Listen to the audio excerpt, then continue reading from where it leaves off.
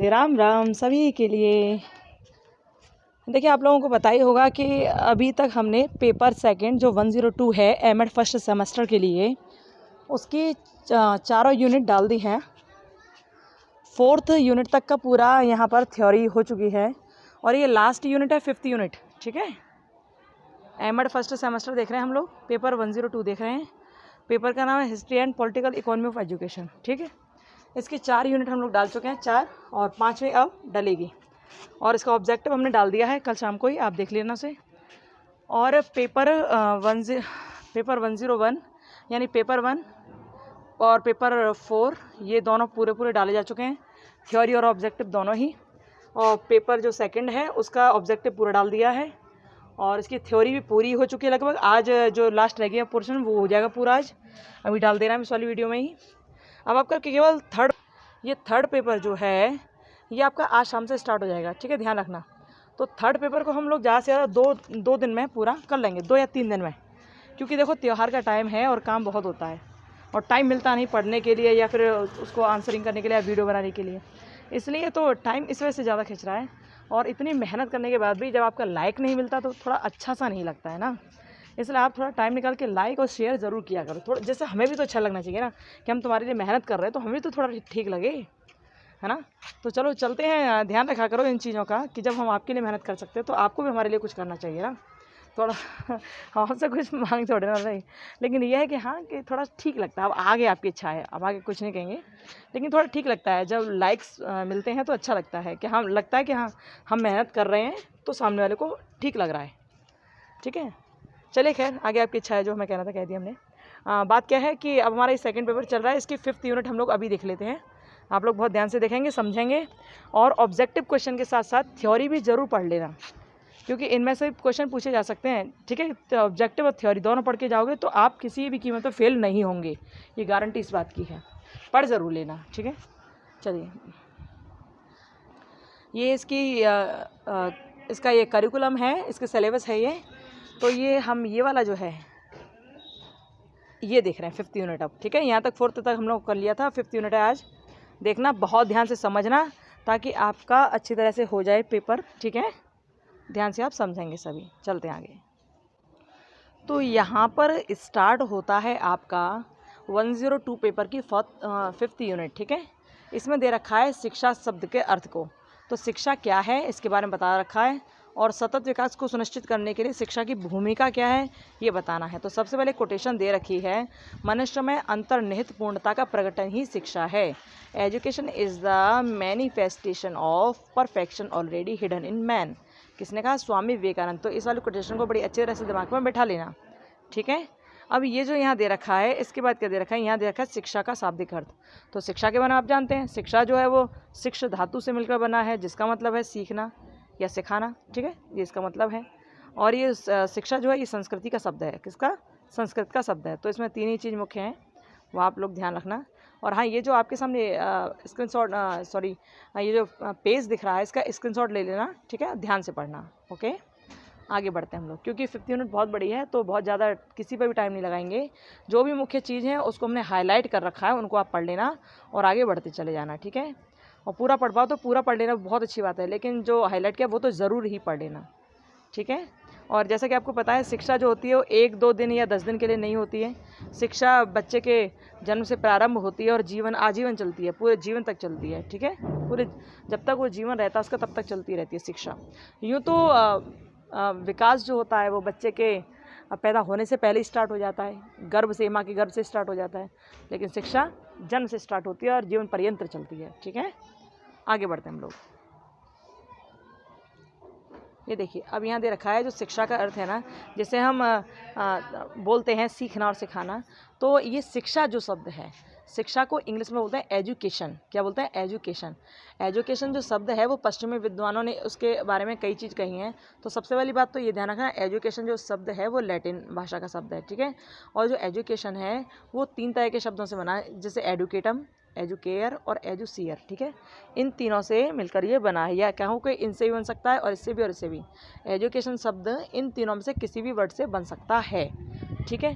तो जो एडुकेटम है, एडुकेटम कौन सा वर्ड है? लैटिन वर्ड है, आपको पता ही है। एजुकेशन कौन सा वर्ड है? लैटिन वर्ड है, ठीक है। यहाँ देख लीजिए एक बार, उत्पत्ति लैटिन भाषा के एजुकेटम शब्द से हुई है। एडुकेटम शब्द उसी भाषा के ई तथा ड्यूको दो शब्दों से मिलकर बना है। ई का अर्थ क्या है?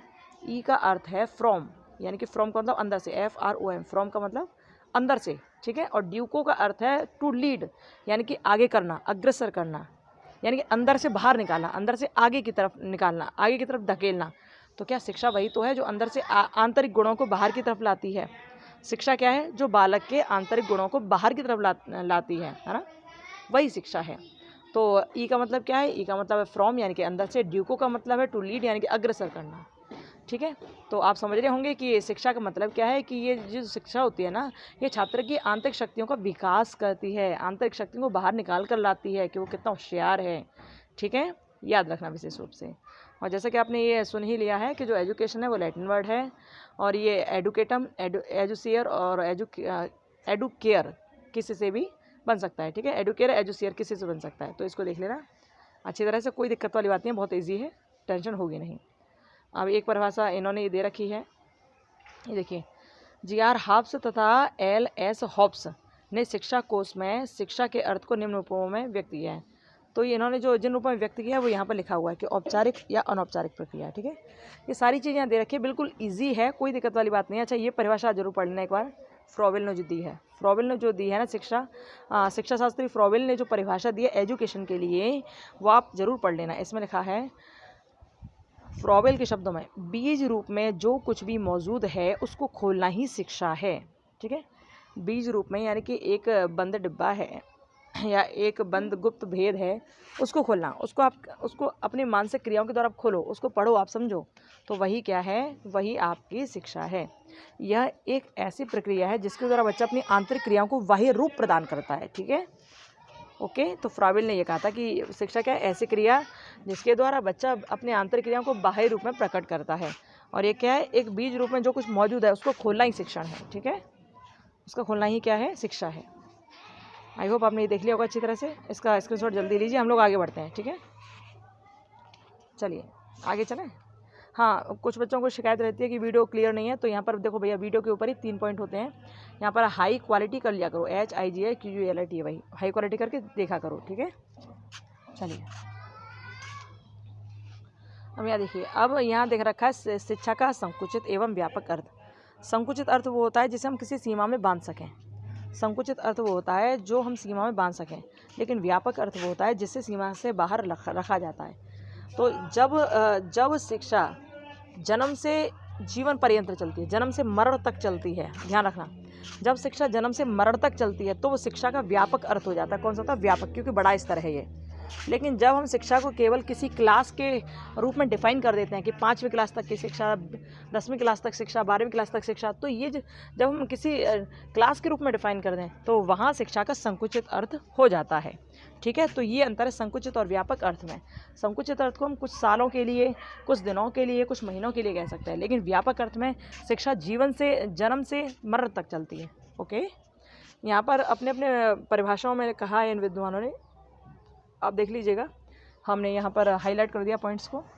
हम लोग आगे बढ़ेंगे, ठीक है। चलिए स्क्रीनशॉट लेते जाइए और पढ़ते जाइए, हाईलाइटेड पॉइंट है उनको ज़रूर पढ़ना। आगे ये है, इसमें भी यही सब लिखा है शिक्षा के बारे में ही, आप देख लीजिए इसको, फिर इसको आगे बढ़ते हैं हम लोग। शिक्षा से रिलेटेड ही सारी बातें हैं कि इसका व्यापक अर्थ क्या है या फिर इसका संकुचित अर्थ क्या है। जो मेन पॉइंट्स लग रहे थे हमको, हमने उसको हाईलाइट कर दिया ताकि आपको क्लियर समझ आ जाए कि हाँ क्या है ये, ठीक है। अब यहाँ दे रखा है, देखिए शिक्षा का वास्तविक अर्थ, यहाँ दे रखा है शिक्षा का वास्तविक अर्थ। तो इसमें देखिए इस लाइन में, शिक्षा का वास्तविक अर्थ भी इन दोनों के बीच भी कहीं छुपा हुआ है। किन दोनों के बीच? जो संकुचित और व्यापक है ना, इन दोनों के बीच कहीं छुपा हुआ है, ये ऐसा कह रहे हैं, ठीक है। यहाँ देखिए ये क्या है, शिक्षा का वास्तविक अर्थ समझने के लिए इसके संकुचित व व्यापक दोनों ही अर्थों में समन्वय की आवश्यकता है। यानी कि संकुचित और व्यापक अर्थ दोनों में समन्वय करना पड़ेगा हमें, दोनों में एक ऐसे इक्वलिटी लानी पड़ेगी कुछ, या फिर ये कहो कि उन दोनों में ऐसा गठजोड़ बैठाना पड़ेगा जैसे हम शिक्षा के अर्थ को एक समुचित अर्थ दे पाएँ, है ना। इस तरह कुछ कहना चाह रहे हैं, ठीक है। और शिक्षा सभी जानते हैं कि व्यक्ति और समाज की उन्नति के लिए आवश्यक है शिक्षा ना, सब जानते हैं। तो बस इस तरह से है, आप लोग पढ़ लेना, इसे पूरा लिखा हुआ है, कहीं कोई दिक्कत नहीं है। जिन प्रोफेसर्स ने कहा शिक्षा के बारे में वहाँ ऊपर लिखे हुए हैं सब, ठीक है। आप देख ही पा रहे होंगे, ये लिखे हुए हैं, देख ही पा रहे होंगे। चलिए आगे बढ़ते हैं हम लोग। अब देखिए शिक्षा की परिभाषा दे रखी हैं, ये शिक्षा की सब परिभाषाएं हैं, यहाँ से यहाँ तक आप पढ़ लेना इनको भी। ये सारी अच्छी परिभाषाएं हैं, और ज़्यादा परिभाषाएं नहीं पढ़ पाए तो शंकराचार्य ने क्या कहा था ये पढ़ लेना कि शिक्षा वह जो मुक्ति दिलाए, ठीक है। सविद्या या मुक्त विमुक्त। ऋग्वेद ने क्या कहा था, ये मतलब ये पढ़ लेना और देख लेना, इनका एक आध देखो तो देख लेना, ठीक है। एक बार रिवीजन कर लेना, कोई दिक्कत वाली बात नहीं है। ओके चलिए आगे बढ़ते हैं। यहाँ शिक्षा की सही परिभाषा दे रखी है, सही गलत सब एक सी टाइप की हैं, कोई स्पेशल नहीं है, सब लगभग एक सी हैं। जो कुछ याद रह जाए वो अच्छा है, जो कुछ याद नहीं रहे वो और अच्छा है ठीक है। परेशान मत होना, जितना पढ़ पाओ पढ़ना, सब ठीक होगा, टेंशन मत लेना। यदि आपने थ्योरी और ऑब्जेक्टिव दोनों सही से पढ़ लिया तो फेल तो आपको कोई नहीं करेगा, इतना तो तय है। ओके चलिए आगे चलते हैं। जितना आपके कोर्स में है उसके हिसाब से पूरा करा दिया जा रहा है। यदि कोर्स से बाहर ही आया तो कुछ नहीं कहा जा सकता, लेकिन कोर्स में से आएगा आपका पेपर तो और वैसे पेपर कोर्स में से ही आएगा, ठीक है, और बाहर से कहीं नहीं आएगा, कोर्स में से ही पेपर आएगा। टेंशन बिल्कुल लेना मत, जितना पढ़ाया जा रहा है उतना पढ़ लेना, बस आपका काम हो जाएगा, ठीक है, बिल्कुल भी टेंशन नहीं होगी। ये शिक्षा को द्विमुखी जो प्रकृति बताया था वो एडम्स ने बताया था, किसमें, शैक्षिक विकास के सिद्धांत नामक पुस्तक में। किसमें, शैक्षिक विकास का सिद्धांत पुस्तक जो लिखी थी एडम्स ने लिखी थी, उन्होंने कहा था शिक्षा द्विमुखी प्रकृति की होती है, ठीक है। देख लीजिए इसमें लिखा हुआ है सब। आगे बढ़ते हैं हम लोग, स्क्रीनशॉट लेते जाइए, आगे बढ़ें। फिर कुछ भी नहीं समझ आए आपको, कोई चीज़ नहीं समझ आए तो कमेंट बॉक्स में कमेंट कर देना, है ना। तो अरस्तु ने कहा था शिक्षित व्यक्ति अशिक्षित व्यक्ति से उसी प्रकार श्रेष्ठ है जैसे जीवित व्यक्ति मृत से। मतलब अरस्तु ने ये कहा है कि यदि आप शिक्षित हो तो आप श्रेष्ठ हो, और अशिक्षित हो तो आप मृत के समान हो। किसके समान, मृत के समान, ठीक है, ये कहते हैं। चलिए आगे चलते हैं। ये सब पॉइंट्स हाईलाइट कर दिए हैं, इसमें भी बहुत स्पेशल नहीं है, बस एक बार हाईलाइटेड पॉइंट को पढ़ लेना, ठीक है, कि किसकी क्या परिभाषा है, किससे क्या होता है, कैसे होता है, किस लिए लाभप्रद है, क्या है, ठीक है, तो आ जाएगा आपको समझ, है ना। चलिए बढ़ते जाइए आगे। या मानव जीवन में शिक्षा के कार्यों की विवेचना की गई है, तो देखो मुख्य कार्य क्या है, मुख्य कार्य ये है, ये इनको पढ़ लेना बस। अंदर वाले पेजों में कोई स्पेशल चीज़ नहीं देखी है हमने, कोई स्पेशल चीज़ नहीं है, केवल इनको पढ़ लेना कि मानव जीवन में शिक्षा के कार्य क्या क्या है। इनको पढ़ लोगे तो अंदर वाला अपने आप समझ जाएगा, क्योंकि अब आप एमएड में पढ़ रहे हो तो आप इतने छोटे तो नहीं हो कि आपको इनका अर्थ करना पड़े तो आप पे हुन्ना हो पाए, ऐसा तो नहीं है ना। इनका अर्थ आप आराम से कर ले जाओगे, इसलिए ज़्यादा टाइम वेस्ट मत करना। ये मानव जीवन की शिक्षा के जो कार्य हैं इन्हें पढ़ लेना बस, जो लिखे हुए हैं जो एक आध ये परिभाषा पढ़ लेना, ठीक है। जैसे विलमॉन्ट ने कहा था कि शिक्षा क्या है, जीवन की तैयारी के लिए आवश्यक है। शिक्षा क्या है, जीवन की तैयारी है, किसने कहा था, विलमॉन्ट ने, ठीक है, ऐसे पढ़ लेना। ओके, और ये जो है एक बार इसको ज़रूर देख लेना, हो सकता है इसमें से कुछ पूछ लिया जाए कि ई का मतलब क्या होता है या डी का फुल फॉर्म क्या है। मतलब एजुकेशन का टोटली फुल फॉर्म है, लेकिन इनमें से किसी का भी पूछा जा सकता है, यदि अलग अलग करके पूछा गया तो इसको एक बार देख लेना, ठीक है। चलिए आगे चलते हैं हम लोग, स्क्रीनशॉट ले लीजिए, आगे चलते हैं।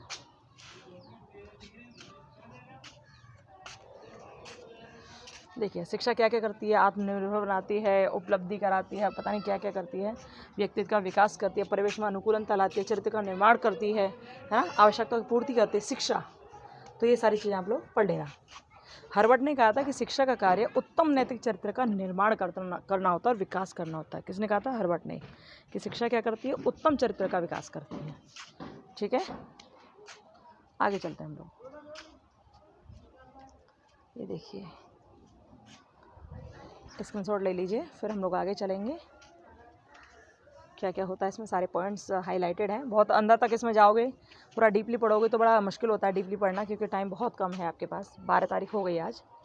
और हाँ, ये सेकंड पेपर की 5th यूनिट है। हम लोग अब इसके बाद ही हम थर्ड पेपर स्टार्ट करेंगे हम लोग, ठीक है। इसके बाद ही शाम को थर्ड पेपर स्टार्ट कर देंगे, ओके। और ज़्यादा से ज़्यादा 2 या 3 दिन में उसे ख़त्म करेंगे, बहुत टाइम नहीं देंगे उसको, कोशिश करेंगे बहुत जल्दी ख़त्म हो जाए, ज़्यादा से ज़्यादा 2-3 दिन में, ठीक है, ताकि आपके पास 1-2 दिन का टाइम रिवीजन के लिए भी रहे, ओके, चलिए आगे बढ़ते हैं, देख लीजिएगा इसे। इस वाले पेपर में हम ज़्यादा टाइम नहीं दे सकते हैं, सेकंड पेपर में भी, क्योंकि इसको तो आप पढ़ ही लोगे देख देख कर क्या है क्या नहीं है ये। ओके, देखिए,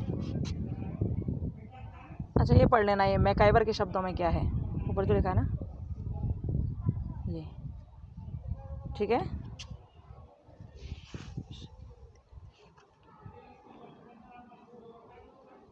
ये देखिए, इसमें बहुत सारे राइटर दे रखे हैं, बहुत सारे विद्वान दे रखे हैं।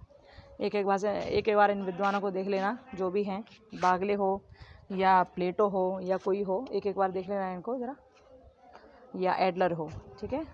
एडलर ने कहा था मनुष्य के लिए उचित कार्य वही है जो समाज के लिए उपयोगी है। किसने कहा था? एडलर ने कहा था कि मनुष्य के लिए वही कार्य उचित है जो समाज के लिए उपयोगी है, ठीक है। बागले ने क्या कहा था? सामाजिक रूप से कुशल व्यक्ति वो होता है जो राष्ट्र के लिए भार ना हो, दूसरों कार्य में हस्तक्षेप ना करे और समाज के उन्नति के लिए यथाशक्ति योगदान दे, ठीक है, ये कहा था। बाकी आप पढ़ रहे हैं, सब लिखा हुआ। प्लेटो ने भी लिखा था कि शिक्षा का सर्वश्रेष्ठ उद्देश्य और कार्य मानव प्रकृति और चरित्रों का प्रशिक्षित करना है, ठीक है। चलिए आगे चलते हैं हम लोग, देखिए और स्क्रीनशॉट लीजिए, फिर आगे बढ़ें। बहुत ज़्यादा डीपली नहीं पढ़ने की आवश्यकता है, टाइम बहुत लग जाएगा। यदि डीपली पढ़ पाओ तो बहुत अच्छी बात है, नहीं पढ़ पाओ तो दिक्कत ज़्यादा मत लेना, ऑब्जेक्टिव पूरा देखना और इसमें जो हाईलाइटेड पॉइंट है इनको जरूर पढ़ कर जाना, ठीक है। हाईलाइटेड पॉइंट है उनको पढ़ लेना, तो जिससे कि काफ़ी हद तक आपको फ़ायदा हो जाए। वैसे तो पूरा पढ़ना चाहिए जिससे आप आराम से पेपर कर ले जाओ, लेकिन फिर भी नहीं पढ़ पा रहे तो इतना तो पढ़ ही लेना जितना ये दिखाया जा रहा है, जो हाईलाइट दिख रहा है ना, इतना तो पढ़ ही लेना। और इसमें भी देखिए, इसमें लिखा है कि अंतर्राष्ट्रीय जीवन में शिक्षा के कार्य, तो ये सब जो लिखा है इन्हीं सबको बस ऊपर से ही पढ़ लेना, कोई अंदर जाने की बहुत आवश्यकता नहीं है। यदि अंदर जाना चाहो तो वो पढ़ लेना, आपकी इच्छा है, क्योंकि पूरा ही पढ़ लेते तो उसमें अलग ही आनंद है, फिर तो उसमें टेंशन होती ही नहीं कि हमने ये पूरा पढ़ लिया है। लेकिन यदि थोड़ा थोड़ा पढ़ा है तो उसमें ये तो सोचना पड़ता है कि यार क्या है, पर इनके अर्थ को आप आराम से कर सकते हो ना, इसलिए, ठीक है। इसलिए आप इतना ज़्यादा पढ़ के चले जाओगे तो भी आपका काम सही हो जाएगा। चलो जी आगे बढ़ते हैं। देखिए इसमें, क्योंकि इन्हें तो आप अपने आप अर्थ कर पाओगे कि विश्व की संस्कृति का ज्ञान होता है, सब जानते हैं, है ना। शिक्षा से क्या होता है? विश्व की संस्कृति का ज्ञान होता है, विश्व के धर्म का ज्ञान होता है, धर्म दर्शन का ज्ञान होता है, स्वास्थ्य का ज्ञान होता है, सब चीज़ों का ज्ञान होता है शिक्षा से तो भैया, ठीक है। थर्ड पेपर भी डालेंगे अभी शाम को थोड़ी देर बाद। ये 16वां अध्याय फिफ्थ यूनिट में ये है ये पार्ट। तो यहाँ पर WHO के बारे में दे रखा है यहाँ पर। अच्छा, ये जो पार्ट है, ये वाला जो लेसन है 16, इसमें क्या है? इसमें जो अंतर्राष्ट्रीय एजेंसियां हैं ना, चाहे वो यूनेस्को हो, चाहे वो यूनिसेफ हो, चाहे वो और एजेंसीज़ हों, तो उनके बारे में चर्चा दे रखी है, ठीक है। चाहे वो WHO हो, चाहे WHA हो, वो सारी चीज़ें दे रखी हैं। तो जो हाईलाइट पॉइंट है उनको पढ़ लेना, आप आराम से कर ले जाओगे, कोई दिक्कत नहीं होगी। अंदर पढ़ पाओ तो बहुत ज़्यादा अच्छा है, नहीं पढ़ पाओ तो इतना पढ़ ले जाना। सबसे पहले वर्ल्ड हेल्थ ऑर्गेनाइजेशन WHO के बारे में दे रखा है। इसका गठन कब हुआ, कितनी संस्थाएँ हैं, क्या है। एक बात ध्यान रखना कि ये जो रिपोर्ट है, ये जो दे रखा है, ये 2015, 16, 17 का डाटा है, ज़्यादा नहीं, 15, 16, 17 का डाटा, ये ध्यान रखना इस बात को। ये 2021-22 का डाटा नहीं है इसमें, ये पुरानी किताबों को हम लोगों को पढ़ने के लिए दे रहे हैं, ठीक है। तो 16-17 का डाटा है, 15, 16, 17 का, ये ध्यान रखना विशेष रूप से। और ये लोग इसी में से बनाएंगे पेपर और इसी में से रख देंगे, शायद ऐसा ही करेंगे, क्योंकि और कोई उपलब्ध नहीं है इनके पास, ठीक है। चलो आगे चलते हैं, देख लेना, पढ़ लेना ध्यान से, पूरे पेज बिल्कुल क्लियर है, कोई दिक्कत वाली बात नहीं होगी। हम फिर कह रहे हैं बहुत ज़्यादा डीपली जाने की आवश्यकता नहीं है, क्योंकि टाइम कम है। जितना ज़्यादा पढ़ पाओ उतना ज़्यादा पढ़ लेना, ऑब्जेक्टिव वगैरह ज़्यादा पढ़ लेना, जो हाईलाइटेड है वो ज़रूर पढ़ लेना, ठीक है। चलिए ये देखिए, WHO एंड इंडिया, यानी कि WHO का इंडिया ने WHO को कब ज्वाइन किया, क्या क्या हुआ, क्या क्या करता है WHO इंडिया के लिए, क्या क्या उद्देश्य पूरे करता है इंडिया के वो, ठीक है। यहाँ सब लिखा हुआ है, ओके, देख लीजिए इसमें। आगे बढ़ते हैं हम लोग। यहाँ इसलिए पूरा नहीं पढ़ाया जा रहा है क्योंकि टाइम बहुत कम है, काम बहुत ज़्यादा है, टाइम बहुत कम है, काम बहुत ज़्यादा है ना, इसलिए, ठीक है। ये सब आप पढ़ लेना, बस पढ़कर हाईलाइट कर दिया है, उन्हें पढ़ लेना आप, बाकी पूरे पढ़ पाओ तो ज़्यादा अच्छा है। चलिए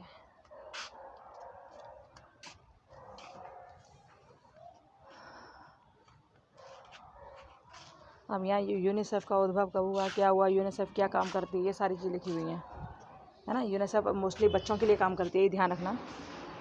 यूनिसेफ बच्चों के लिए काम करती है, WHO स्वास्थ्य के लिए काम करती है, अपने और अपने जितने सदस्य देश हैं, जैसे 195 हैं, तो उन सब के लिए काम करेगी, ठीक है।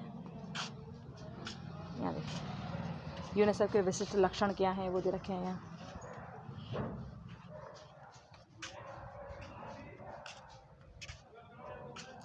चलिए आगे बढ़ते हैं। अब यूनिसेफ का भारत के साथ कब मेल मिलाप हुआ, वो दे रखा है यहाँ पर, वो देख लीजिएगा आप, ठीक है। हम लोग जितनी भी बाहर की संस्थाओं को, अंतर्राष्ट्रीय संस्थाओं को देखते हैं, वो भारत के परिप्रेक्ष्य में ही देखते हैं। हम ये नहीं है कि हम केवल उन्हें वैसे ही देखते हैं, वैसे नहीं देखते हैं। जितनी भी संस्थाएं, जितने भी युद्ध हैं, ये कुछ भी हो रहा है, वो हम सब सारी चीज़ों को, इंटरनेशनल रिलेशनशिप को केवल भारत के परिप्रेक्ष्य में देखते हैं कि भारत का इससे क्या लाभ है, क्या हानि है, क्या फ़ायदा, क्या मुनाफा, क्या घाटा, इससे क्या होगा, क्या नहीं होगा, केवल वो देखते हैं हम लोग, है ना। तो वही सब यहाँ दे रखा है, पढ़ लेना आप इसको ध्यान से, ठीक है। स्क्रीनशॉट लेते जाइए, फिर हम लोग आगे बढ़ते जाते हैं। ओके, चलिए। अब ये यूनेस्को के बारे में रखा है। यूनेस्को क्या है, यूनेस्को विशेषता क्या है, यूनेस्को क्या क्या करता है, सबसे बढ़िया 2-3 चीज़ याद रखना। पहले तो इसका निर्माण कब हुआ, ये इसका मुख्य उद्देश्य क्या है, इसमें कितने सदस्य देश हैं, और भारत से इसके क्या संबंध है, बस ये ध्यान रखना ज़्यादातर, ठीक है। जैसे यूनेस्को है, तो यूनेस्को की स्थापना हुई थी 1945 में हुई थी, ठीक है। 1945 में हुई थी इसकी स्थापना। इसका उद्देश्य क्या है, ये आपको देखना पड़ेगा, है ना। और क्या क्या किया है इसने, अंतर्राष्ट्रीय वर्ष घोषित 2000 को किया था यूनेस्को ने, ठीक है। चलिए आगे निकलते हैं। यूनेस्को को भारत के साथ संबंध देखना है कि भारत यूनेस्को से कब से जुड़ा।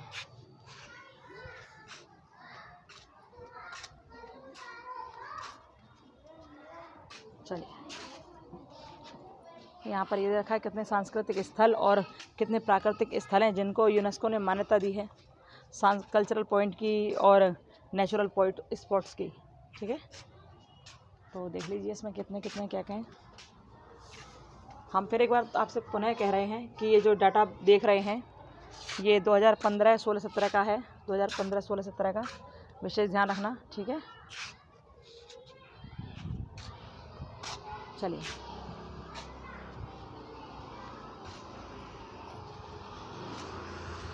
आगे बढ़ते जाइए, स्क्रीनशॉट ले लीजिए और आगे बढ़ते जाइए, या फिर ऐसे पढ़ पाओ तो ऐसी वीडियो को पॉज करके और वैसे ही पढ़ लिया कीजिए, ठीक है। यदि ऐसे ही पढ़ पाओ तो आपकी इच्छा है, जैसे भी आपको अच्छा लगे वैसा पढ़ लीजिए, जो भी आप करना चाहो कर लीजिए, पर पढ़ लेना ज़रूर, ये बहुत ज़रूरी है। चलिए यहाँ देखिए, यहाँ वैज्ञानिक प्रवृत्ति के अर्थ को स्पष्ट किया गया है कि वैज्ञानिक प्रवृत्ति क्या होती है। ये मैंने पढ़ के देख लिया, बहुत स्पेशल नहीं है इसमें, ठीक है। तो बस एक बार पढ़ लोगे तो आपको एक बार समझ आ जाएगा क्या चीज़ है ये वैज्ञानिक प्रवृत्ति। आप जानते हो क्या क्या होता है इसमें, आगमन विधि, निगमन विधि, ये सारी विधियाँ आती हैं, और तार्किक विधि होती है, वही होती है वैज्ञानिक विधि, ठीक है। आगे चलते हैं हम लोग।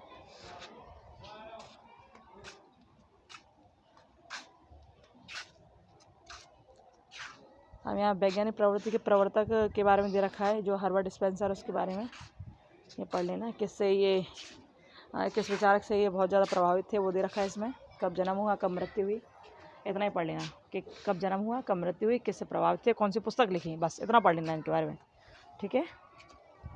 क्या विचार थे, बस वही आ जाएगा जहाँ तक है।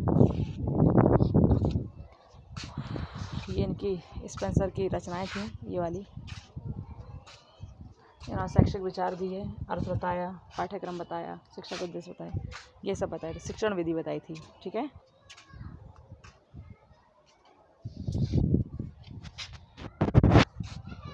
चलिए आगे चलिए। अब इन्होंने ये सारी चीज़ बताई थी, ये सारी चीज़ें सरल से जटिल की हो, स्थूल से सूक्ष्म की हो, ज्ञात से ज्ञात की हो, ये सारी चीज़ें ना।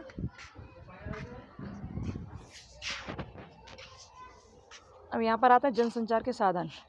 जनसंचार तो आप जानते हो कि जब किसी खबर को दुनिया में प्रसारित कर दिया जाता है, पूरे जन जन तक पहुँचाया जाता है, तो जिन साधनों के द्वारा पहुँचाया जाता है उसे कहते हैं जनसंचार के साधन, ठीक है। इसमें आपके न्यूज़पेपर हो सकते हैं, पत्र पत्रिकाएँ हो सकती हैं, आपके लेटर्स हो सकता है, कुछ भी हो सकता है, टीवी, रेडियो, टेलीफोन, ये सारी चीज़ हो सकती है जनसंचार की, ठीक है। बस आगे वही चीज़ दे रखी है, जैसे कंप्यूटर हुआ, लैपटॉप हुआ, टीवी हुआ, डेस्क हुआ, रेडियो हुआ, सारी चीज़ें, ओके। तो जनसंचार के जो मुख्य साधन होते हैं उनको 3 भागों में बांट सकते हैं। 3 भाग कौन कौन से, लिखित, यांत्रिक और सांस्कृतिक।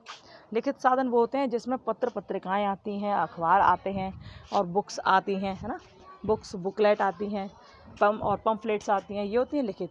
तो यांत्रिक वो होते हैं जो लाइट से चलने वाले हैं, लाइट से चलने वाले या सेल से चलने वाले, जो यांत्रिक क्रियाओं से चलने वाली चीज़ें हैं, जैसे टीवी हुई, जैसे टीवी हुई, ग्रामोफोन हुआ, टेप रिकॉर्डर, रेडियो, टेलीविज़न, ये सारी चीज़ें होती हैं यांत्रिक होती हैं। लेकिन सांस्कृतिक साधन कौन से होते हैं? आप देखते हो मंडली, नाटक, कठपुतली नाटक, यानी स्टेज शो जितने होते हैं, स्टेज शो होते हैं ना, वो सारे सांस्कृतिक साधन में माने जाते हैं। तो 3 प्रकार की ये साधन बताए गए हैं, 3 प्रकार के जनसंचार के साधन बताए हैं, ये तीनों आपने देख लिए, ठीक है। इनको आगे थोड़ा विस्तार दे दिया गया, बस इतना है और ज़्यादा कुछ नहीं है, सही से पढ़ लेना, थोड़ा समझ आ जाएगा। ओके, आगे बढ़ते हैं हम लोग। देखिए यहाँ पर ये दे रखा है, ये जो साधन बताए हैं तीनों, इनके भी 2 भाग होते हैं। जैसे एक सामान्य सामग्री होती है, एक शैक्षिक सामग्री होती है। जैसे लिखित जो जनसंचार के साधन है ना, उनकी भी 2 सामग्री हैं, सामान्य और शैक्षिक। तो सामान्य में तो आप जानते हो घर गृहस्थी की चीज़ें आती हैं, पूरी दुनिया की चीज़ें आती हैं, लेकिन शैक्षिक में जो शिक्षा से रिलेटेड है केवल वही आती हैं, ठीक है। ऐसे ही उन दोनों का भी है। ओके,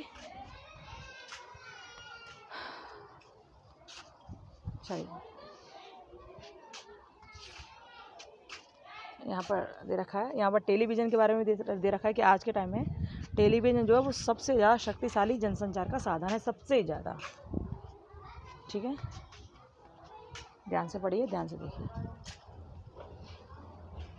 अब यहाँ टेलीविज़न की शुरुआत कब से हुई, क्या हुआ, कैसे कैसे टेलीविज़न आई, क्या कैसे हुआ, सब चीज़ दे रखी है यहाँ, ठीक है। ये पढ़ लेना आप।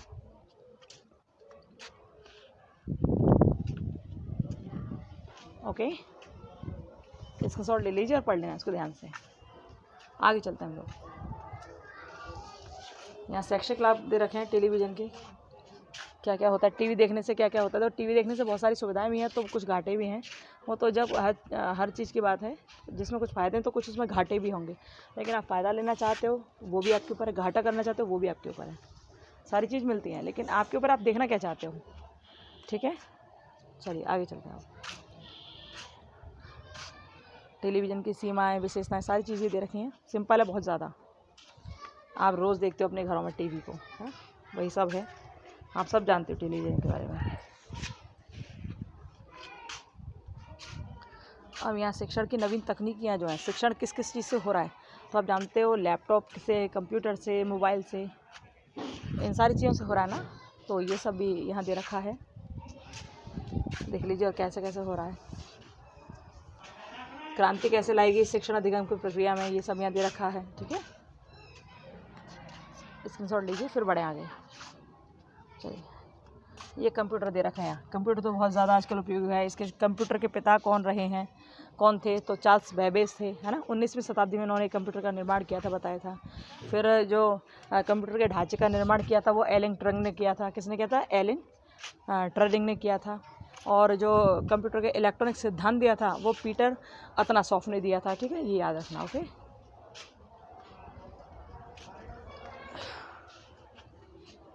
चलिए हम लोग निकलते हैं आगे।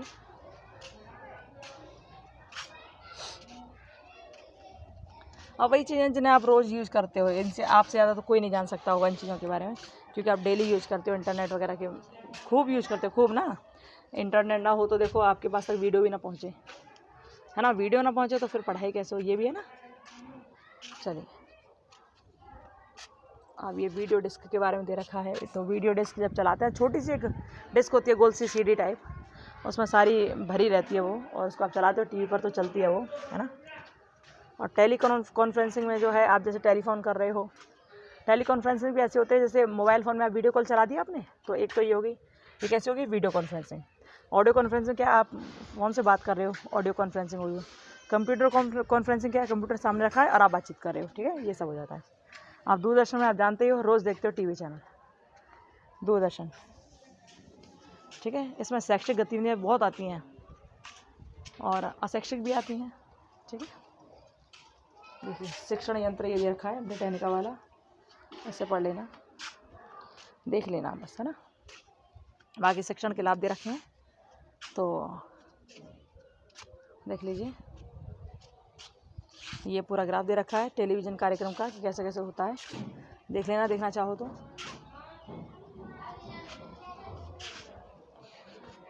तो यहाँ पर आपका ये जो पेपर सेकंड है 102 एमएड का, ये वाला पेपर यहाँ ख़त्म होता है। ये 5वीं यूनिट थी, यहाँ पूरी हो गई। अब आज शाम से ही थर्ड पेपर स्टार्ट होगा और थर्ड पेपर भी हम लोग 2-3 दिन में कंप्लीट कर लेंगे, ठीक है, जिससे आपका फिर 17 तारीख का पेपर बढ़िया हो जाए। ओके, तो अब यहाँ पर ये हो गया सेकंड पेपर फिनिश। यदि किसी को कोई क्वेरी हो, किसी को कुछ पूछना हो, कुछ कहना हो तो कमेंट बॉक्स में कमेंट करना, ठीक है। कुछ भी समझ ना आए तो कमेंट बॉक्स में कमेंट करना, फिर मिलेंगे हम। ओके, ध्यान रखिए अपना, खुश रहिए और मस्त रहिए। हाँ, एक बात और, जो पहले कहा कि शेयर कर रहिए, और शेयर आप करेंगे ना तो बहुत बच्चों को इससे हेल्प मिलेगी, ठीक है।